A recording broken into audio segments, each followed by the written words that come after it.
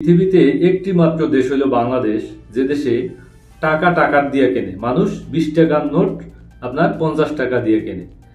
আসলে এই যে টাকা বিক্রি হয়, টাকার বাজার যে দেখেন, নতুন টাকার বাজার, বিশেষ করে ঈদের সময় নতুন টাকাগুলো আসে এবং সেই টাকা বিক্রি করা হয়। এবং বর্তমানে আপনারা জানেন যে অন্তর্বর্তীকালীন সরকার নতুন কিছু নোট বাজারে ছেড়েছেন, নতুন আঙ্গিকে, নতুন ডিজাইনে।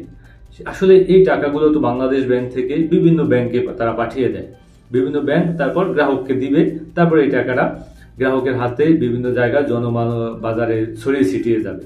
সে জায়গায় এই কিছু ব্যাংকের কিছু চোর বাটপার, এটা যে আসলে কতটা ভয়াবহ আমরা আমি কল্পনাও করতে পারি না। আপনি জাস্ট সরাসরি একজন ব্যাংকে যারা কর্মকর্তা কর্মচারী আছেন, তারা কি করে এই টাকাগুলো বিক্রি করে দালালের কাছে, এবং এই দালালরা আবার এই টাকা বাজারে আনা তারপরে বিক্রি করে গ্রাহকের কাছে কিন্তু তারা সরাসরি টাকা দেয় না। নতুন টাকা আপনি চাইলেও আপনাদেরকে দিবে না, কারণ এখানে তাদের ব্যবসা আছে। তারা 10 টাকার নোট যদি 15 টাকায় বিক্রি করে, 5 টাকা বেশি নেয়, এই 10 টাকার নোট আবার বাজারে এনে দালালরা 20 টাকায় বিক্রি করে।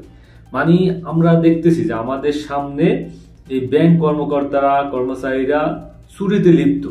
এরা এই যে ছোট চুরি করে একদিন আজকে এই টাকা বিক্রি করলো, কালকে কি করবে? আপনার আমার ব্যাংক অ্যাকাউন্ট কাটবে, আপনার আমার ব্যাংক অ্যাকাউন্ট থেকে এরা চুরি করবে। এভাবেই তো হয়, এভাবেই কচু কাটতে কাটতে কাটতে কাটতে তারপর সে বড় গাছ কাটে, তাল গাছ কাটে। তো এই হইল অবস্থা। আমরা সামনে দেখতেছি, আমরা জলযন্ত্র চোর দেখতেছি, যে চোরের মাধ্যমে ব্যাংক লুট করা হইতেছে। বলা যায় এক প্রকার ব্যাংক লুট। নতুন টাকা দিয়েছে তোমাকে গ্রাহককে দিতে, তুমি সেই নতুন টাকা গ্রাহককে না দিয়ে তুমি দালালের কাছে বিক্রি করালা। সেই দালাল আবার কি করলো? 20 টাকার নোট আপনার 50 টাকায় বিক্রি করলো।